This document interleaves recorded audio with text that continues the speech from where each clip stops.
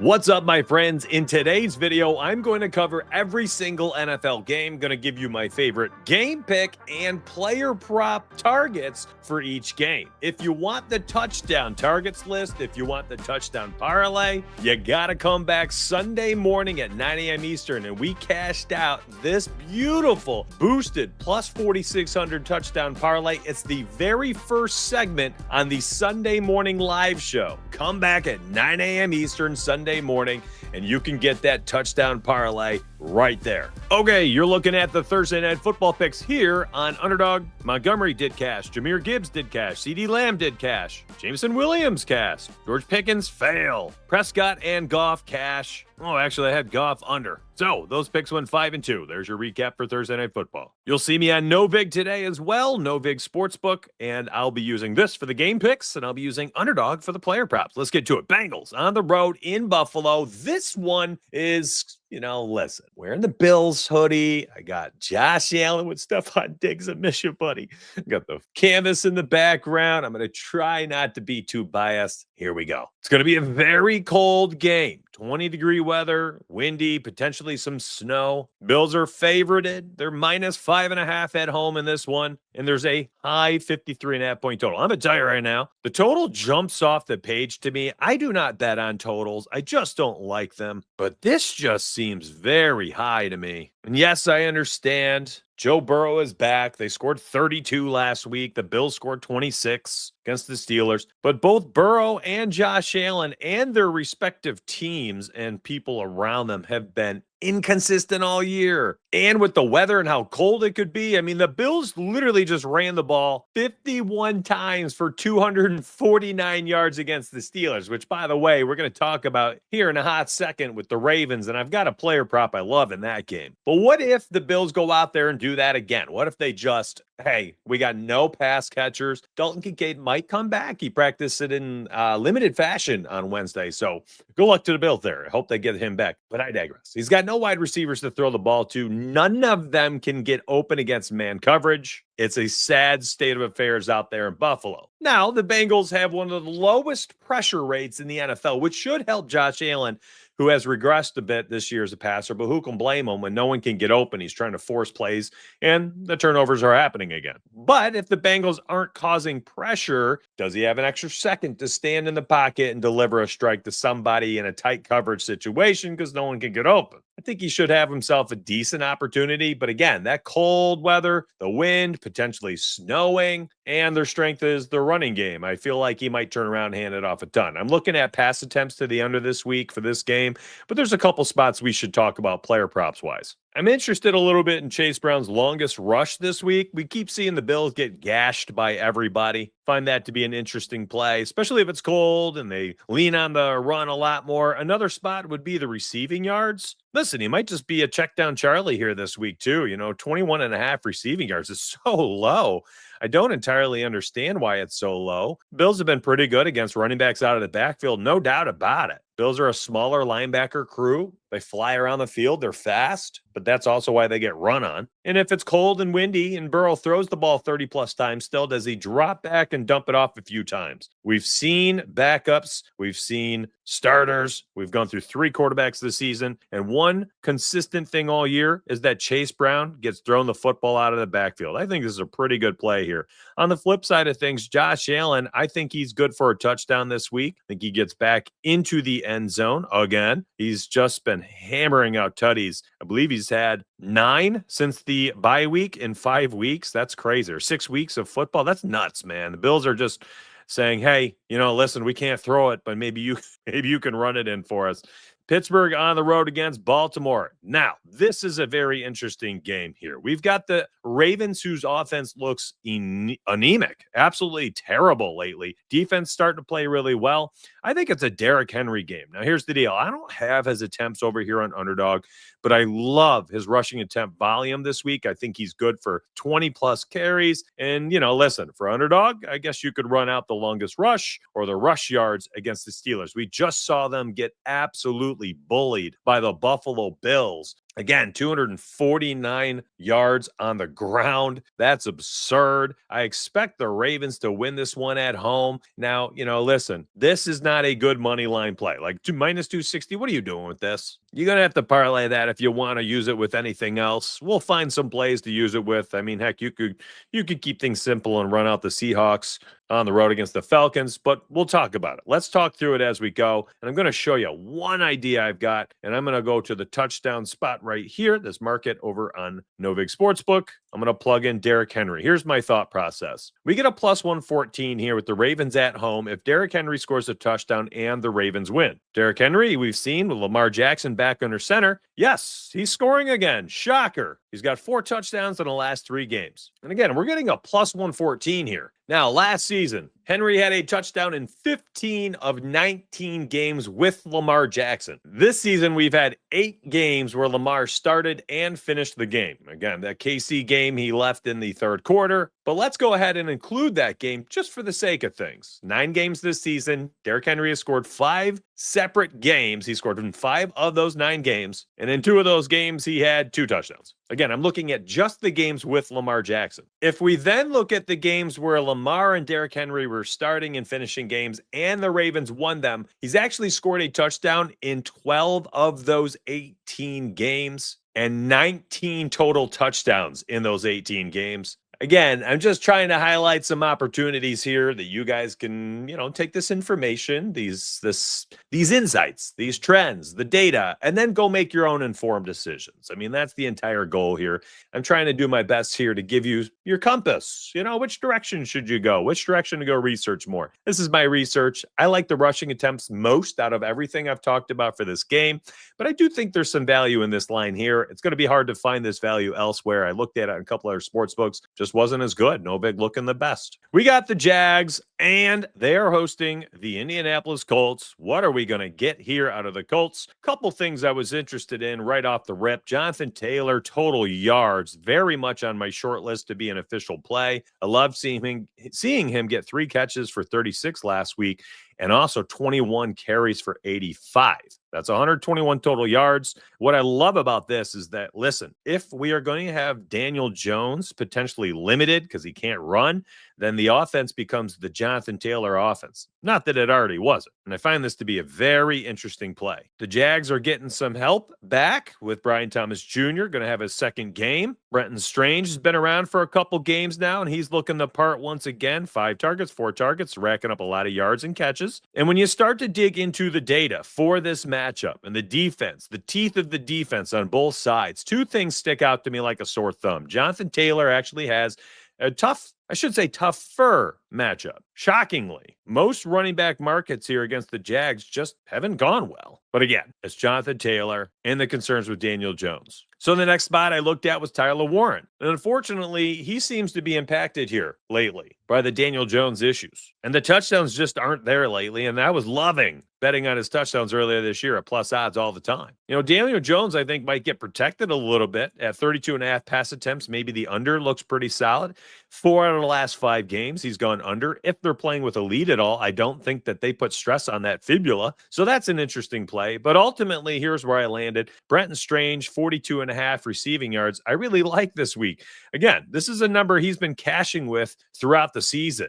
Take away the hit rates, just start looking at the matchups. And the Colts have actually been carved up by a handful of tight ends this year that weren't even that great. And I think Brenton Strange is a good tight end, better than some of the people that were hitting their overs for both the receptions and their receiving yards, and a few of them on their long reception this year as well. They're a bottom 10 defense across a half dozen receiving metrics against tight ends. I don't need to dive too deep into the weeds for you and bore you. I like Brenton Strange this week and his receptions, his receiving yards, his long reception. I think he might even be on my short list for touchdowns this week. Listen, if we're going to be betting on this game itself, Colts are the better team here. I understand they're dealing with the injury there with Daniel Jones. I know that they're on the road. The Colts have lost 2 in a row. The Jags have won 3 in a row. They're both 8-4 in the AFC North, and give me the Colts. Colts. I still think the Jags, very similar to the Bears, they're a good team, but can they win those close ones? Can they win the super important ones? I want Daniel Jones to prove it this week, and I think he can. I am not a Trevor Lawrence believer, and I expect this one to be a very close game, probably within 3 points or so. And I think the Colts win on the road. Next up, we got Seattle on the road against Atlanta. Hot Atlanta. So the Falcons lost last week. Seahawks won their second in a row. They are in a fight of a lifetime. My gosh. I'll quickly bring it up on screen. The Seahawks are 9-3 right here. Half a game ahead of the Niners, tied with the Rams. Rams are against the Cardinals this week. Yes, the 3-9 Cardinals. So the Seahawks are essentially in a must-win scenario if they want to keep pace with the Rams. And I think we're getting a massive bounce-back spot for JSN, baby. I like his receiving yards. I like his reception. I like his long reception. I like his first quarter yards. I like his first half yards. I like him for a touchdown. Literally, you could throw a dart and land on a play that I like. I'll be honest with you. I'm going to keep the VIP pick for JSN. That link is down below. First link, that's the Tails link. And I'm going to be honest with you. I'm coming off the worst week I had in the NFL season. And sometimes it's hard to keep perspective when you're in the thick of it. A lot of people take it 1 week at a time. They're like, oh, no, donuts, man, I had a bad week. But here's the deal. We are talking 2 NFL seasons so far over the last 2 years. I have not gone back-to-back weeks with a losing week. This year, I've had 3 red weeks out of 13. That's profit in 10 of 13 weeks. The pendulum's going to swing back this week. I feel it in my bones. At least I hope it does. That VIP link is down below. Bijan Robinson. I love his receiving yards this week as well. And if you end up missing the boat on my Jackson Smith and Jigba play, I think Bijan Robinson over 35.5 receiving yards has to be on the short list. Game-wise, what do you want to do here? I'm not a huge fan of this this line here as it just shifted here on Novik Sportsbook. But I do think the Seahawks put their foot on the gas pedal and they don't let up this week. I like them for -6.5. Washington on the road against the Minnesota Vikings. JJ McCarthy is so turnover prone. My goodness. 2+ interceptions in 3 straight games. Neither team has been very good.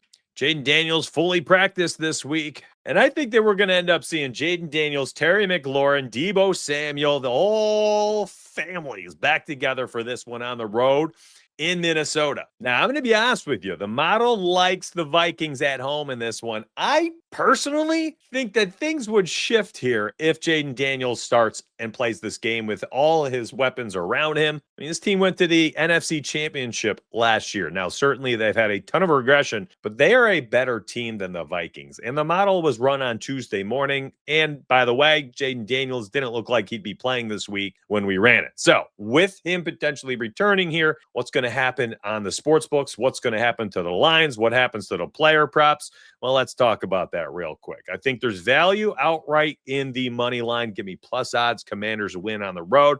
I'm going against the model here. I like them to win if I'm picking one play for the game. Now, player props wise, I think there's some value here as well because these receiving yards are so low for Deebo and F1. Scary Terry McLaurin looking very interesting. I think all of them look fine. I mean, you could literally long reception, receiving yards. For me, though, it's Terry McLaurin and it's his receiving yards. Now, he's only played 5 games this season. That's so tough. But last week, he had 14 targets, 51% snap rate. But here's the deal. We've had 21 games over the first 2 seasons, Jaden Daniels and Terry McLaurin together. Out of those 21 games, this is with both of them being able to start and play minimum of 50% snaps because they've gone out of some games, they come back, blah, blah, blah. Terry McLaurin has had 51 plus receiving yards in 14 of 21 games. It only takes a single catch for him to rack up 50 plus yards. He's one of the scariest wide receivers in the NFL, earning the moniker of Scary Terry. I like this spot. I think it's a good one. Chris Rodriguez, his rushing yards is very interesting as well, especially if they're leading in this one. I have no other bets for this game. Let's move on. Saints on the road against Tampa. Bucky Irving is back. He had, in his return, 17 carries, 2 catches, another 20 yards.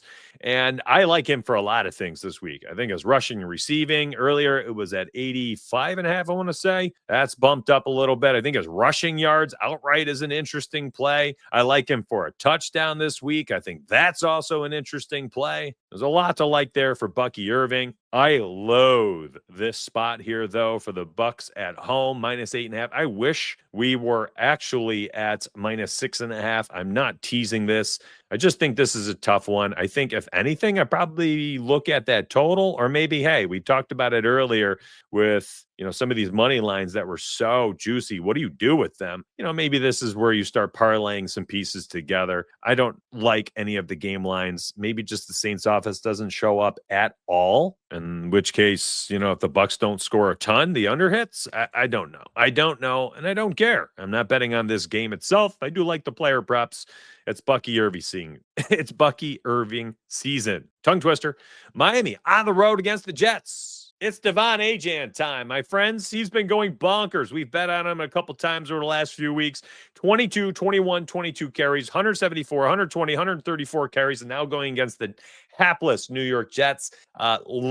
Ladder ability, my friends. 80 plus, 90 plus, 100 plus, 110, 120, 130, 150, 190, whatever. I don't care. I think the upside is elite. It's immense, and there's no ceiling whatsoever here. Devon Achane can go 80 yards on any given touch. This is Jahmyr Gibbs getting 20 plus touches against maybe a slightly worse offensive line. That's essentially what you should be looking at this situation as. And that line at 79.5, 81.5, whatever it's at currently, has just been absolutely phenomenal. 82.5 here on Underdog. Fine. So I love it. I think that's a great play. Miami wins on the road in this one. Let's move on. And real quick, again, that VIP link down below if you want it. But I will say, if you're just a YouTuber and you're like, I'm going to listen to this guy, he's got some good information and insight. You know what? I thank you. I thank you immensely. And I ask you to just do me a favor here. Like the video. If you're new, subscribe to the channel, and then grab that cell phone and turn your alarm on, because 9 a.m. Eastern Sunday morning, I'm going to build out that touchdown parlay that cashed out last week at plus 4,600 live on YouTube Sunday morning at 9 a.m. All right, next game. Tennessee on the road against Cleveland. Do not make me bet this. You're not going to make me bet this. Okay, I got to bet on this. The tight ends are interesting. Harold Fannin Jr., maybe his receiving yards, 37.5 is interesting. David Njoku, he's not getting the targets he needs right now, but 2+ receptions. The odds were decent earlier. Tennessee on the other side traveling into Cleveland. It's going to be a cold game. Might be slightly windy as far as I have seen, 72 hours out from game time. Cam Ward passing yards under 30.5. I believe it's 32.5 pass attempts, 30.5 pass attempts. Either of them were interesting to the under as well. Both these teams might grind out the clock, especially Cleveland. I'm not even going to bring up their player props of the game. I don't care about it. I'm not betting on it. I won't touch anything in these games. So, hey, that's as good as it gets. Let's move to a better game. Denver on the road against the Las Vegas Raiders, baby. This is another spot you can't make me bet on it. I just won't. Ashton Jonty under 53.5 rushing yards, maybe in play for me. Geno Smith under for passing yards. It's just such a gross game. Why are we betting on games like this? The only thing that's semi-interesting to me would be Cortland Sutton for his receiving yards, or going to RJ Harvey and looking at a bet on a touchdown. But honestly, this game is disgusting. Sutton, 46.5 receiving yards. The only slightly interesting play for me. And of course, I take the Broncos to win that one. I don't even mind taking them for -7.5 this week over on Novig. Here we go. We got a good one finally. Bears on the road against the Packers. I already showed the standings earlier for the NFC West. The NFC North, very similar. It's a 3-horse race. Bears, Packers, and Lions all jockeying for position. Josh Jacobs' rushing yards is interesting to me. I think his combo here, his combined rushing receiving yards market, is interesting as well at 97.5. Problem is, Manuel Wilson's starting to get some serious work back there. He looks good. So if he eats in at all, takes a series or two away from Jacobs, I then would be concerned about the yardage. Kyle Monangai getting touches, getting carries, getting touchdowns, my friends. He's looked so good. This rookie looks real good, my friends. Real good. Look at that. 26 touches, 22 touches. By the way, last week, I think this is an anomaly. I don't think you're getting 20+ carries here from Kyle this week. DeAndre Swift had 18 on his own right for $125. Good luck figuring out who's going to get the lion's share of the carries for the Bears. Rome Odunze, man, what has happened here? I loved him last week, and I like him again this week. And I like how low his yardage is at 39.5. My gosh, Odunze is a catch or two away from cashing this each and every game. The problem is, look at the receptions. He's literally only getting a catch or two, 3, and 2, despite the fact that he's had 6, 9, and 6 targets. Something's got to shift here. Either these passes got to be more on target, or Odunze's got to do more with them. I can't bet on him. That's a short list thing. The other part here is that he's not practicing right now with his foot injury. Good luck betting on this. The only play I'm slightly interested in this week is right here. It's the long completion for Jordan Love. I think this just embraces how erratic this team has been, how erratic Jordan Love has been. And it just says, hey, I don't care who's out there on the field for the Packers. I don't care who they're facing. Jordan Love's going to take 5 or 6 shots 30 yards down the field every single game. They're literally the opposite of what the Buffalo Bills are. Bills will throw the ball more than 20 yards like twice a game. Love might do that per drive. It's insane. It's either like no one's open deep. Here's a check down 5 yards to somebody. There's no intermediate anything. So I like the higher than 36.5 because I think it embraces the volatility of this game. Other than that, there's not a good bet there. There's just not. If we want to pick a winner or a spot here, I like the Packers to win this one. I think the Bears could cover, though. The Bears are 8-4 against the spread this season. And if you can get it at 7 or 7.5 and get that, touchdown and the hook, I think it's a great spot for the Bears to cover. Rams on the road against the Arizona Cardinals. Lots of spots here that are actually really interesting. Puka Nacua is going to go nuclear sooner or later, right? It's not like he just fell off. Meanwhile, he's at 97, 72, 70. He's putting together good stat lines. But earlier this season, we're looking at 130, 170, 110, whatever it was. He was just popping off. And that was the same as last year with Stafford. I like him this week at 91.5 receiving yards. Devontae Adams, I like at 54.5 receiving yards. Long reception is interesting. Trey McBride on the other side looks so good too. The targets have been insane. Part of that is because Jacoby Brissett is throwing the football so much right now. 40-plus pass attempts, I believe 4 of his 7 starts, 50-plus once. A lot of upside here. Matchup very difficult, though. Cardinals are at home. He's got that going for him. Matt Stafford, 2+ touchdowns, continues to hit. Jacoby Brissett, plus 114 for 2+ touchdowns, an interesting play as well. He continues to smack that number. And I also like his passing yards a little bit this week. Listen, I understand that the Rams have been very difficult against opposing quarterbacks this year, but we are talking an absurd pass volume. 40, 49, 57, 44 pass attempts.